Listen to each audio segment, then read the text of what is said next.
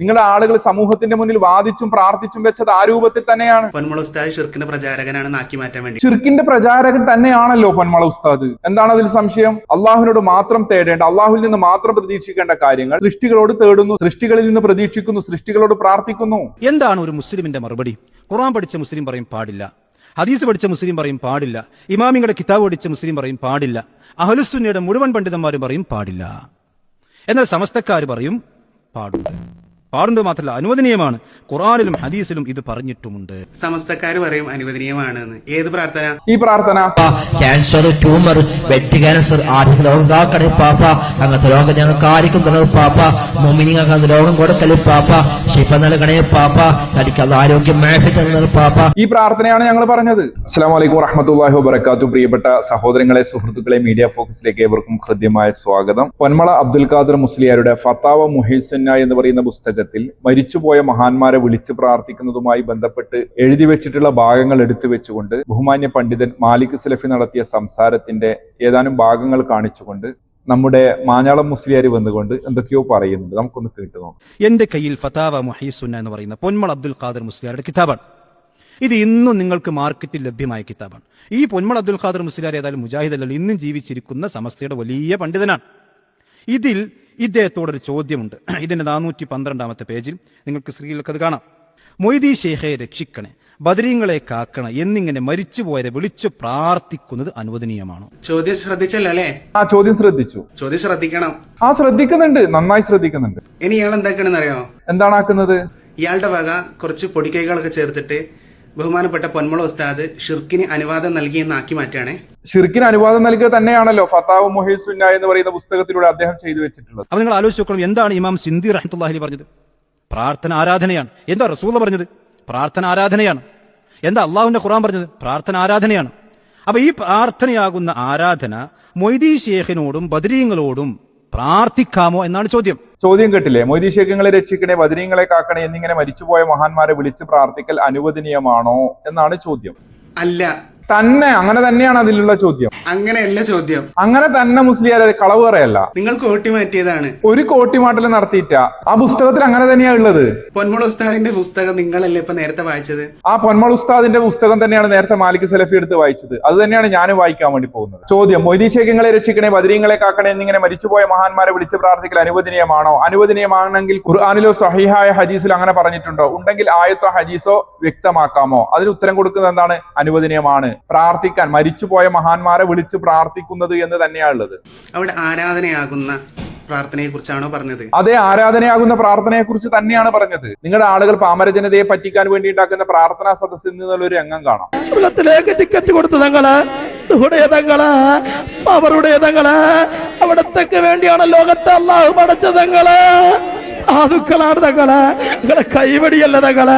ഈ രീതിയിലുള്ള പ്രാർത്ഥനയെ കുറിച്ചാണ് ഞങ്ങൾ പറഞ്ഞത് ആരാധനയാകുന്ന പ്രാർത്ഥന എന്ന്. ഇത് അള്ളാഹു അല്ലാത്തവരോട് പാടില്ല എന്ന് നിങ്ങൾ ശ്രദ്ധിച്ചല്ലോ. അള്ളാഹുവിനോട് ചോദിക്കേണ്ട കാര്യങ്ങളൊക്കെ പടപ്പുകളോട് ചോദിക്കുകയാണ്. ഈ രീതിയിലുള്ള പ്രാർത്ഥനയെ കുറിച്ചാണ് മാലിക് സലഫി അവിടെ പറഞ്ഞത്. അവിടെ നേതൃത്വം നൽകുന്ന മുസ്ലിയാർ മഹാനായ നമ്മുടെ നേതാവ് മുത്ത് റസൂൽ കരീം സല്ലല്ലാഹു അലൈഹി വസല്ലമയോട് വിളിച്ച് പ്രാർത്ഥിക്കുകയാണ്. ആ പ്രാർത്ഥനയ്ക്ക് അവർ ആമീൻ പറയുകയാണ്. ഈ പ്രാർത്ഥന അള്ളാഹു അല്ലാത്ത ഒരു മഹ്ലൂക്കിനോട് നമ്മൾ തേടാൻ വേണ്ടി പാടില്ല എന്നാണ് നമ്മൾ പറഞ്ഞത്. ഈ പ്രാർത്ഥനയെ കുറിച്ചാണ് ആരാധന എന്ന് പറഞ്ഞത്. ആരാധനയാകുന്ന പ്രാർത്ഥന ബദരീങ്ങളോടും മൊയ്തി ഷേഖിനോടും പറ്റുമോ എന്നാണ് ചോദ്യം. അത് തന്നെയാണ് ചോദ്യം. അത് ഞങ്ങൾ കണ്ടല്ലോ, റസൂൽ സല്ലല്ലാഹു അലൈഹി വസല്ലമയെ വിളിച്ച് പ്രാർത്ഥിക്കുന്നത്. അവിടെ അങ്ങനെ തന്നെയാണ് ആ ചോദ്യം വരിക. അല്ലല്ലോ, മുഹീദ്ദീൻ ഷേഖിനോടും ബദരീങ്ങളോടും പ്രാർത്ഥിക്കാൻ പറ്റുമെന്ന് മാത്രമല്ലേ ഉള്ളൂ. അല്ലാതെ ആരാധന എന്നുള്ളൊരു വാക്കുപോലും അവിടെ ഇല്ല. ഇവിടെ പൊന്മളയുടെ പുസ്തകത്തിൽ ആരാധന എന്ന വാക്കുണ്ട് എന്ന് ഇവിടെ മാലിക് സലഫി പറഞ്ഞിട്ടില്ലല്ലോ. അത് ഇയാൾ ആഡ് ചെയ്തതാ. ആഡ് ചെയ്തതല്ല ചങ്ങാതി. പ്രാർത്ഥനയാകുന്ന ആരാധന എന്ന് ആ പുസ്തകത്തിൽ ഉണ്ട് എന്ന് മാലിക് സലഫി പറഞ്ഞിട്ടില്ലല്ലോ. പ്രാർത്ഥന ആരാധനയാണ് എന്നുള്ളത് ബോധ്യപ്പെടുത്തി കൊടുക്കുകയാണ് ചെയ്യുന്നത്. നിങ്ങളുടെ ആളുകൾ സമൂഹത്തിന്റെ മുന്നിൽ വാദിച്ചും പ്രാർത്ഥിച്ചും വെച്ചത് ആ രൂപത്തിൽ തന്നെയാണ്. പൊന്മുള ഉസ്താദ് ഷിർക്കിന്റെ പ്രചാരകനാണെന്ന് ആക്കി മാറ്റാൻ വേണ്ടി. ഷിർക്കിന്റെ പ്രചാരകൻ തന്നെയാണല്ലോ പൊന്മള ഉസ്താദ്. എന്താണ് അതിൽ സംശയം? അള്ളാഹുവിനോട് മാത്രം തേടേണ്ട, അള്ളാഹുവിൽ നിന്ന് മാത്രം പ്രതീക്ഷിക്കേണ്ട കാര്യങ്ങൾ സൃഷ്ടികളോട് തേടുന്നു, സൃഷ്ടികളിൽ നിന്ന് പ്രതീക്ഷിക്കുന്നു, സൃഷ്ടികളോട് പ്രാർത്ഥിക്കുന്നു. എന്താണ് ഒരു മുസ്ലിമിന്റെ മറുപടി? ഖുർആൻ പഠിച്ച മുസ്ലിം പറയും പാടില്ല, ഹദീസ് പഠിച്ച മുസ്ലിം പറയും പാടില്ല, ഇമാമിങ്ങളുടെ കിതാബ് പഠിച്ച മുസ്ലിം പറയും പാടില്ല, അഹ്ലുസുന്നയുടെ മുഴുവൻ പണ്ഡിതന്മാരും പറയും പാടില്ല. എന്നാൽ സമസ്തക്കാർ പറയും പാടുണ്ട്. പാടുന്നത് മാത്രമല്ല അനുവദനീയമാണ്. ഖുർആനിലും ഹദീസിലും ഇത് പറഞ്ഞിട്ടുമുണ്ട്. സമസ്തക്കാര് പറയും അനുവദനീയമാണെന്ന്. ഏത് പ്രാർത്ഥന? ഈ പ്രാർത്ഥന ക്യാൻസർ, ട്യൂമർ, വെറ്റ് ക്യാൻസർ, ആദ്യം രോഗം കാക്കണേ പാപ്പ. അങ്ങനത്തെ രോഗം ഞങ്ങൾക്ക് ആർക്കും തരണം പാപ്പ. മുഅ്മിനീങ്ങൾക്ക് അങ്ങനത്തെ രോഗം കൊടുക്കല് പാപ്പ. ശിഫ നൽകണേ പാപ്പ.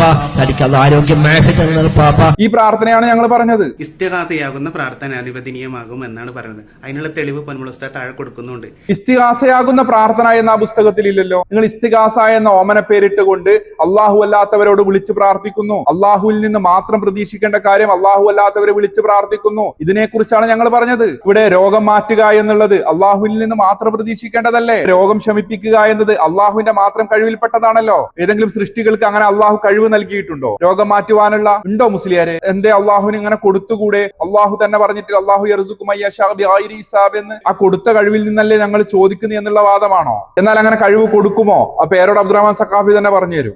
അല്ലാഹുവാണ്, കൊടുക്കുന്നവൻ അല്ലാഹുവാണ്, തടയുന്നവൻ അല്ലാഹുവാണ്.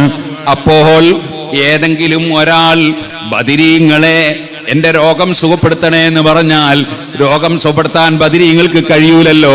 രോഗം സുഖപ്പെടുത്തുന്നവൻ അല്ലാഹു ആണല്ലോ. വൈദാ മരിൽതു ഫഹുവ യശ്ഫീൻ.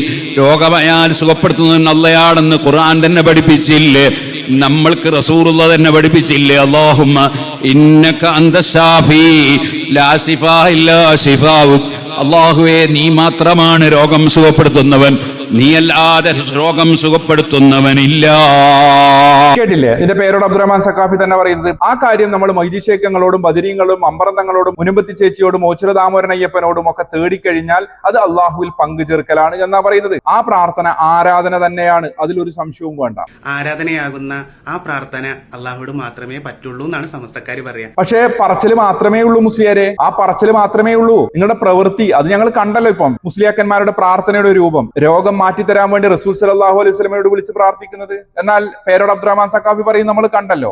അങ്ങനെ നിങ്ങൾ മാറ്റി മറിക്കാൻ എന്തിനാ അറിയോ? സുന്നികളെ കാഫിറാക്കാൻ വേണ്ടിയിട്ട്. സുന്നികളെ കാഫിറാക്കാൻ നടക്കുകയല്ല മുജാഹിദുകൾ. ഒന്ന് പോയ ചങ്ങ കുറെ കാലായി നീ ഇത് പറഞ്ഞുകൊണ്ട് നടക്കുന്നത്. എത്ര പ്രാവശ്യം എനിക്ക് മറുപടി പറഞ്ഞു ഞങ്ങൾ അങ്ങനെയല്ല പറയുന്നത്. അതുകൊണ്ട് മുസ്ലിം ഊടായിപ്പല്ല ആടെ വെച്ചാൽ മതി. ഇവിടെ സമസ്തക്കാരെ പിടിച്ച് കാഫർ മുശ്രിക്കാക്കാനാണ് എന്നില്ല അത്തരം സംസാരങ്ങളൊക്കെ ജനങ്ങളുടെ വികാരം വ്രണപ്പെടുത്തുക എന്നല്ലാതെ അതിനപ്പുറം ഒരു ചുക്കൂല്ല. ഇവിടെ മുജാഹിദുകളെ സംബന്ധിച്ചിടത്തോളം കൃത്യമായ നിലപാടുണ്ട്. അത്തരത്തിലുള്ള ഉടായ്പൊക്കെ നിന്റെ കയ്യിൽ തന്നെ വെച്ചാൽ മതി. സഹോദരന്മാരെ, ഞാൻ എൻ്റെ ഈ ശബ്ദം ശ്രവിക്കുന്ന സമസ്തയിൽപ്പെട്ട സ്വർഗം കിട്ടണമെന്ന് ആഗ്രഹിക്കുന്ന ആളുകളോട് ചോദിക്കണം, ഇങ്ങനൊരു ഫത്വ അഥവാ ഈ പൊന്മള അബ്ദുൽ ഖാദർ മുസ്ലിയാർ കൊടുത്ത ഇതുപോലത്തെ ഒരു ഫത്വ നിങ്ങൾക്ക് ഇമാം ഷാഫിയുടേത് കാണാൻ കഴിയോ? നിങ്ങൾക്ക് ഇമാം അഹമ്മദിൻ്റെത് കാണാൻ കഴിയോ? നിങ്ങൾക്ക് ഇമാം അബൂ ഹനീഫയുടേത് കാണാൻ കഴിയോ? പോകട്ടെ, ഇമാം നവവിയുടേത് കാണാൻ കഴിയോ? ലോകത്ത് കഴിഞ്ഞുപോയ അഹ്ലുസുന്നയുടെ പണ്ഡിതന്മാർ സുബക്കിക്ക് മുമ്പ് 6-ാം നൂറ്റാണ്ട് മുമ്പ്, അതിനുശേഷമാണ് ഈ പറയുന്ന തിന്മകൾ വന്നിട്ടുള്ളത്. ആദ്യ നൂറ്റാണ്ടുകളിൽ ജീവിച്ച അവർക്കും അദ്വാഉൽ ഇബാദ എന്നുള്ള ഹദീസൊക്കെ ഒരു കണ്ടതാണല്ലോ. ഏതെങ്കിലും ഒരു ഫത്വയിൽ ഉണ്ടോ? ഞങ്ങള് വല്ലാതെ മെനക്കെടണ്ട. വല്ലാണ്ട് മെനക്കെടുന്നില്ല. അങ്ങനെ ഫത്വ ഉണ്ടോ?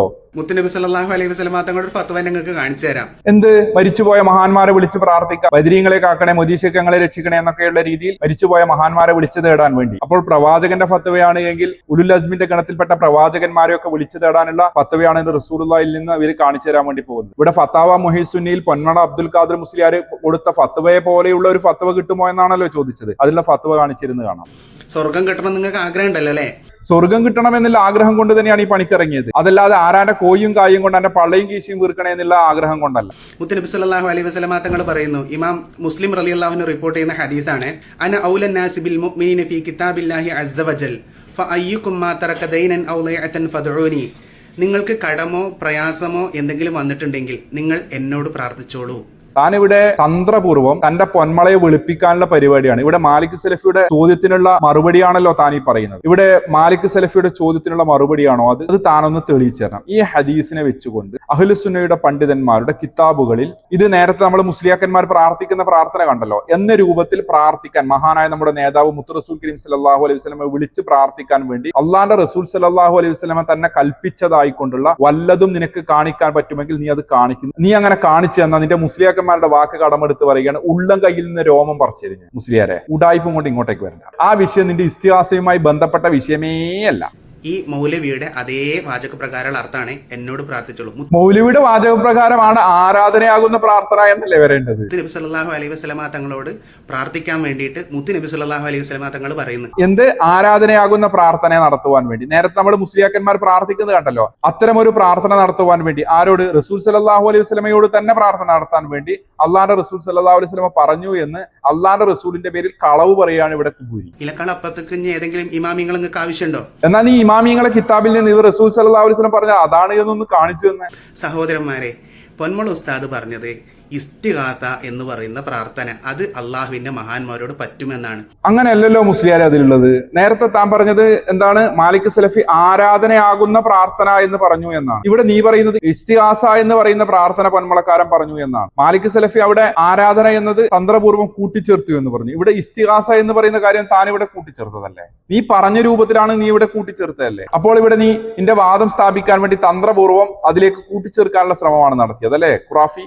നോക്കൂ, ഹദീസിൽ എന്താണ് പ്രയോഗം? ഉദ്ഉനി അസ്തജിബ് ലക്കും എന്ന് അല്ലാഹു സുബ്ഹാനഹു വ തആല ദുആഇന് ഉപയോഗിച്ച അതേ പദം ഉപയോഗിച്ചുകൊണ്ട് നബി സല്ലല്ലാഹു അലൈഹി വസല്ലം തങ്ങൾ എന്നോട് ദുആ ചെയ്തോളൂ എന്ന് പറയുന്നു. പ്രവാചകന്റെ പേരിൽ കളവാണ് നീ പറയുന്നത്. മലയാളത്തിൽ പ്രാർത്ഥന എന്ന് പറയുന്ന പദത്തിന് പോലും പല രീതിയിൽ അർത്ഥമുണ്ട്. പക്ഷെ ഇവിടെ പറയുന്ന പ്രാർത്ഥന എന്താണ്? നമ്മൾ നേരത്തെ വീഡിയോ കണ്ടു. മുസ്ലിയാക്കന്മാർ അള്ളാഹുവിൽ നിന്ന് മാത്രം പ്രതീക്ഷിക്കേണ്ട കാര്യങ്ങൾ അള്ളാഹുവിന്റെ പടപ്പുകളിൽ നിന്ന് പ്രതീക്ഷിക്കുന്നു. മഹാന്മാർക്ക് ആ രീതിയിലുള്ള കഴിവുണ്ട്, അള്ളാഹുവിന് എന്താ കൊടുത്തുകൂടെ എന്നൊക്കെ നിങ്ങൾ ചോദിക്കാറുണ്ടല്ലോ. മഹാന്മാർ അവരുടെ ജീവിത മരണ വ്യത്യാസമില്ലാതെ എവിടെ നിന്ന് വിളിച്ചാലും എപ്പോൾ വിളിച്ചാലും എങ്ങനെ വിളിച്ചാലും എന്തിനെ വിളിച്ചാലും കേൾക്കും, ഉത്തരം ചെയ്യും. വല്ലേ നീലത്തിൽ നിന്നും എന്നെ വിളിപ്പൊറപ്പ് വായ്പൂടാതെ ഉത്തരം ചെയ്യും ഞാനെന്നവർ, കുപ്പിക്കകത്തുള്ള വസ്തുവിനെ പോലെ കാണാനാം നിങ്ങളുടെ കൽബകം എന്നവർ എന്ന രൂപത്തിലൊക്കെ നിങ്ങൾ വാദിക്കാറുണ്ടല്ലോ. അള്ളാഹു കാണുന്നത് പോലെ കാണാനും അള്ളാഹു കേൾക്കുന്നത് പോലെ കേൾക്കാനും അള്ളാഹു അറിയുന്നത് പോലെ അറിയാനും അള്ളാഹു പ്രവർത്തിക്കുന്ന പോലെ പ്രവർത്തിക്കാനും സഹായിക്കുവാനും ഒക്കെയുള്ള കഴിവ് മഹാന്മാർക്കുണ്ട് എന്ന് നിങ്ങൾ വാദിക്കാറുണ്ടല്ലോ. TM സ്മരണിക എന്ന് പറയുന്ന പുസ്തകത്തിലും ജീലാൻ എന്ന് പറയുന്ന പുസ്തകത്തിലും ഒക്കെ ഒരു കുദുസിയായ ഹദീസിനെ പച്ചക്ക് ദുർവ്യാഖ്യാനിച്ചുകൊണ്ട് നിങ്ങൾ ഈ രീതിയിലുള്ള വാദം ഉന്നയിക്കാറുണ്ടല്ലോ. അതെ, നിങ്ങൾ അള്ളാഹു അല്ലാത്തവരോട് പ്രാർത്ഥിക്കുന്നത് അള്ളാഹുവിൽ നിന്ന് മാത്രം പ്രതീക്ഷിക്കേണ്ട കാര്യമാണ്. അങ്ങനെ പ്രാർത്ഥിച്ചു കഴിഞ്ഞാൽ അള്ളാഹു സഹായിക്കുന്നത് പോലെ, അള്ളാഹു ഇടപെടുന്നത് പോലെ,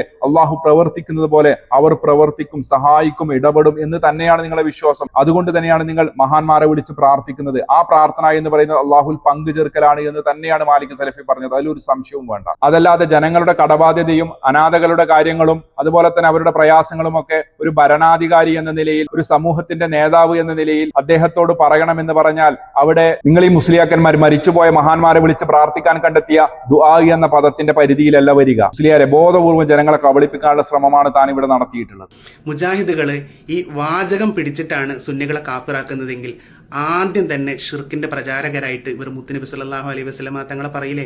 ഒരിക്കലും പറയില്ല. ആ വിഷയം അങ്ങനെയുമല്ല. അങ്ങനെയാണെങ്കിൽ നിന്റെ പൊന്മളക്കാരൻ എഴുതി വെച്ച പുസ്തകത്തിലുള്ളത് പോലെയാണ് അവിടെ റസൂൽ സല്ലല്ലാഹു അലൈഹി വസല്ലമ പറഞ്ഞത് എന്നാണ് എങ്കിൽ താൻ അതൊന്ന് തെളിയിക്കണം. റസൂൽ സല്ലല്ലാഹു അലൈഹി വസല്ലമയുടെ വഫാത്തിന് ശേഷവും ഇങ്ങനെ സഹായം തേടാൻ റസൂൽ സല്ലല്ലാഹു അലൈഹി വസല്ലം പറഞ്ഞതാണ് ഇതുകൊണ്ട് ഉദ്ദേശം എന്ന് മുൻഗാമികൾ പറഞ്ഞത്, അങ്ങനെ സഹാബാക്കൾ തേടിയത്, അതൊക്കെ ഒന്ന് താൻ കാണിക്കും. എന്നിട്ട് താൻ ഈ ന്യായമൊക്കെ പറ.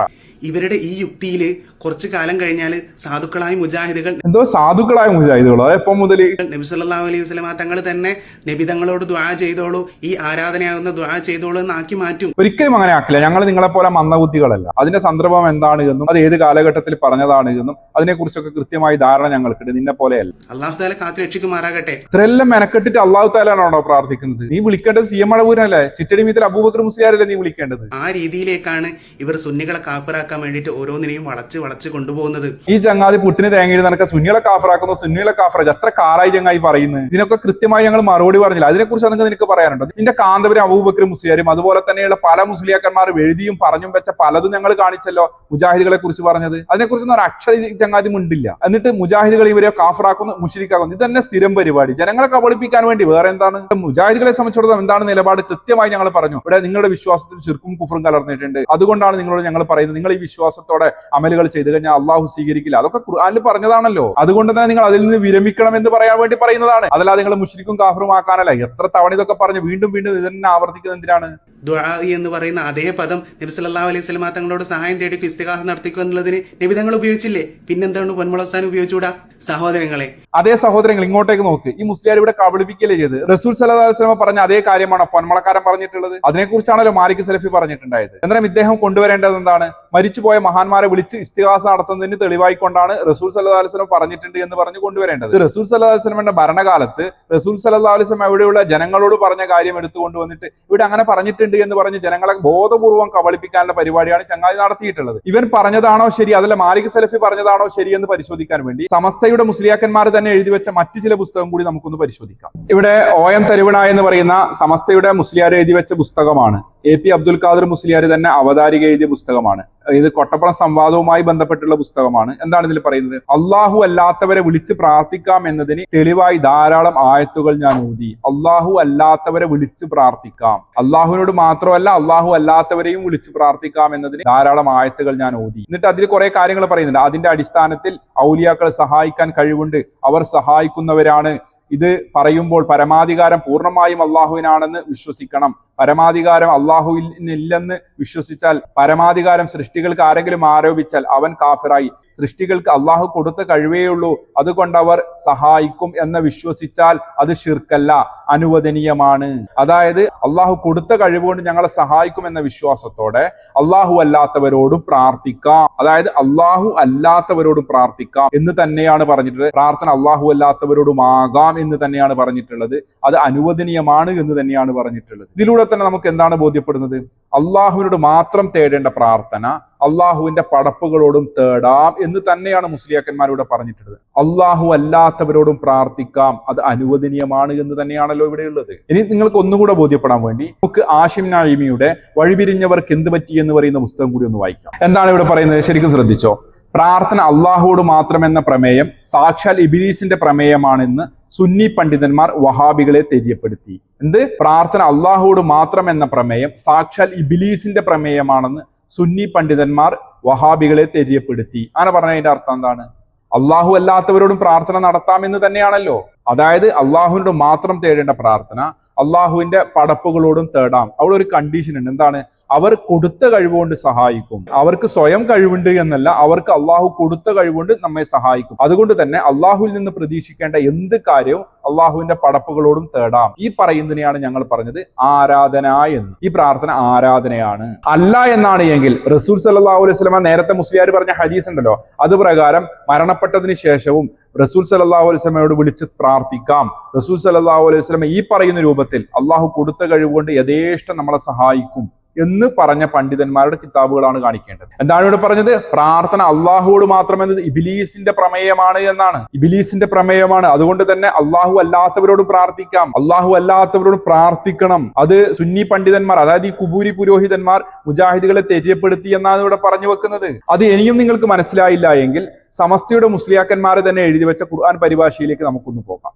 ഏതാണ് ഈ പരിഭാഷ? വിശുദ്ധ ഖുർആൻ സമ്പൂർണ്ണ പരിഭാഷ. പരിഭാഷകൻ ആരാണ്? സയ്യിദ് അഹമ്മദ് ശിഹാബുദ്ദീൻ ഇമ്പിച്ചിക്കോയ തങ്ങൾ, വലിയ ഖാദി, കോഴിക്കോട്. ഇയ്യാക നഅ്ബുദു ഇയ്യാക നസ്തഈൻ എന്ന് പറയുന്ന ആയത്തിനെ വിശദീകരിച്ചുകൊണ്ട് അദ്ദേഹം പറയുകയാണ്, അല്ലാഹുവേ നിന്നെ മാത്രം ഞങ്ങൾ ആരാധിക്കുകയും നിന്നോട് മാത്രം ഞങ്ങൾ സഹായം തേടുകയും ചെയ്യുന്നു. ഇതിനുശേഷം അദ്ദേഹം അതിന് വിശദീകരണം കൊടുക്കുകയാണ്. എന്താണ് വിശദീകരണം? നമ്മെ സൃഷ്ടിക്കുകയും പരിപാലിക്കുകയും മറ്റും ചെയ്യുന്നത്. എന്താണ്? നമ്മെ സൃഷ്ടിക്കുകയും പരിപാലിക്കുകയും മറ്റും ചെയ്യുന്നത് ഏകനായ അള്ളാഹുവാണ്. ഒന്നുകൂടി ശ്രദ്ധിച്ചോ. നമ്മെ സൃഷ്ടിക്കുകയും പരിപാലിക്കുകയും ചെയ്യുന്നത് ഏകനായ അള്ളാഹുവാണ്. തുടർന്ന് എന്താ പറയുന്നത്? ഈ കാര്യങ്ങളിലൊന്നും മറ്റാർക്കും യാതൊരു പങ്കുമില്ല. ഏത് കാര്യങ്ങളിൽ? നമ്മെ സൃഷ്ടിക്കുകയും പരിപാലിക്കുകയും മറ്റും ചെയ്യുന്നത് ഏകനായ അള്ളാഹുവാണ് എന്ന കാര്യത്തിൽ മറ്റാർക്കും ഒരു പങ്കുമില്ല എന്നാണ് പറയുന്നത്. അതിനാൽ അള്ളാഹുവെ മാത്രമേ നാം ആരാധിക്കാൻ പാടുള്ളൂ. അതിനാൽ അള്ളാഹുവിനെ മാത്രമേ നാം ആരാധിക്കാൻ വേണ്ടി പാടുള്ളൂ. ഏത് കാര്യത്തിനാൽ? നമ്മെ സൃഷ്ടിക്കുകയും പരിപാലിക്കുകയും മറ്റും ചെയ്യുന്നു എന്ന കാരണത്താൽ അള്ളാഹുവിനെ മാത്രമേ നാം ആരാധിക്കാൻ വേണ്ടി പാടുള്ളൂ. മാത്രവുമല്ല അവനോട് മാത്രമേ നാം പ്രാർത്ഥിക്കാനും പാടുള്ളൂ. അവനോട് മാത്രമേ നാം പ്രാർത്ഥിക്കാനും വേണ്ടി പാടുള്ളൂ. അവിടെ ആരാധനയാകുന്ന പ്രാർത്ഥന എന്നല്ലല്ലോ പറഞ്ഞത്. നമ്മൾ നടത്തുന്ന പ്രാർത്ഥന എന്ന് പറയുന്നത് തന്നെ ആരാധനയാണ്. നമ്മൾ നടത്തുന്ന പ്രാർത്ഥന എന്ന് പറയുന്നത് തന്നെ ആരാധനയാണ്. നമ്മെ സൃഷ്ടിക്കുകയും പരിപാലിക്കുകയും ചെയ്യുന്ന അള്ളാഹുവിനോട് മാത്രമേ അത് നടത്താൻ പാടുള്ളൂ എന്നാണ് നിങ്ങൾ ഇമ്പിച്ചിക്കോയ പറയുന്നത്. തുടർന്ന് അദ്ദേഹം പറയുന്നത് എന്താണ്? സഹായം തേടുക എന്നത് കൊണ്ട് പ്രാർത്ഥനയാണ് ഉദ്ദേശം. എന്താണ്? സഹായം തേടുക എന്ന് പറഞ്ഞാൽ അത് പ്രാർത്ഥനയാണ് ഉദ്ദേശം എന്ന് കൃത്യമായി പറയുകയാണ്. തുടർന്ന് എന്താണ് പറയുന്നത്? പ്രാർത്ഥനയാകട്ടെ ഇബാദത്തിന്റെ, ആരാധനയുടെ ഒരു ഭാഗമാണ് താനും. ഇതല്ലേ കുഞ്ഞുമോനെ മാലിക് സലഫി പറഞ്ഞത്? അതിനപ്പുറം എന്തെങ്കിലും പറഞ്ഞോ? വളരെ കൃത്യമായി നിങ്ങളുടെ മുസ്ലിയാർ എഴുതി വെച്ച പരിഭാഷ എടുത്താണ് ഞങ്ങൾ പറയുന്നത്. വെറുതെ ആരോപണം ഉന്നയിക്കുകയല്ല, ഇവിടെ മുശ്രിക്കും കാഫിറാക്കാനും വേണ്ടി പെനക്കെടുകയല്ല. കൃത്യമായും വ്യക്തമായും നിങ്ങളുടെ വിശ്വാസം പിഴച്ചതാണ്, ശിർക്കും കുഫറും കലർന്നതാണ്, ഒരു സംശയവും അതിലില്ല. അതുകൊണ്ട് തന്നെ അതിൽ നിന്ന് പിന്മാറാൻ വേണ്ടിയാണ് ശ്രമിക്കേണ്ടത്, അതല്ലാതെ എന്തെങ്കിലും ഞൊണ്ടി ന്യായം പറഞ്ഞു വരികയല്ല ചെയ്യേണ്ടത്. പ്രവാചകന്റെ പേരിൽ കളവ് പറഞ്ഞല്ല വരേണ്ടത്. ഇങ്ങനെ മുജാഹിദുകൾ കളവും വഞ്ചനയും നടത്തുന്നത് തുറന്നു കാട്ടുന്നതിന്റെ പേരിൽ നിങ്ങൾ എന്നെ ഖുറാഫിന്നോ കുബൂരിന്നോ എന്ത് വേണമെങ്കിലും വിളിച്ചു. ഇങ്ങനെ നീ കളവും വഞ്ചനയും കോട്ടിമാട്ടലും തരികിടയും ഒക്കെ ആയി വന്നു കഴിഞ്ഞാൽ നിന്നെ ഞാൻ ഖുറാഫി എന്ന് തന്നെ വിളിക്കും, കുബൂരി എന്ന് തന്നെ വിളിക്കും, ഒരു സംശയവും വേണ്ട. ഇൻഷാ അല്ലാഹ് അള്ളാഹുവിന്റെ തൗഫീഖ് കൊണ്ട് ഇത്തരത്തിലുള്ള കള്ളത്തരങ്ങൾ പൊളിച്ചടക്കുക തന്നെ ചെയ്യും. അതെ, ഒരു സംശയവും വേണ്ട. ഇത്തരത്തിലുള്ള കള്ളത്തരം ഉടായ്പൊക്കെ ആയി വന്നു കഴിഞ്ഞാൽ ഇൻഷാ അല്ലാഹ് ഇതേപോലെ തന്നെ നമ്മൾ പൊളിച്ചടക്കി കൊട്ടയിൽ കെട്ടിയിട്ട് നിങ്ങളെ കയ്യിൽ തരും, ഒരു സംശയവും വേണ്ട ഇൻഷാ അല്ലാഹ്. സഹോദരങ്ങളെ, കാര്യങ്ങൾ മനസ്സിലാക്കാൻ അള്ളാഹു നമുക്ക് എല്ലാവർക്കും തൗഫീഖ് നൽകുമാറാകട്ടെ. ഇത്തരം മുസ്ലിയാക്കന്മാരുടെ ഫിത്നയിൽ നിന്നും അള്ളാഹു നമ്മളെല്ലാം കാത്തുരക്ഷിക്കുമാറാകട്ടെ. മറ്റൊരു വീഡിയോയുമായി നമുക്ക് വീണ്ടും കാണാം ഇൻഷാ അല്ലാഹ്. അസ്സലാമു അലൈക്കും വറഹ്മത്തുള്ളാഹി വബറകാതുഹു.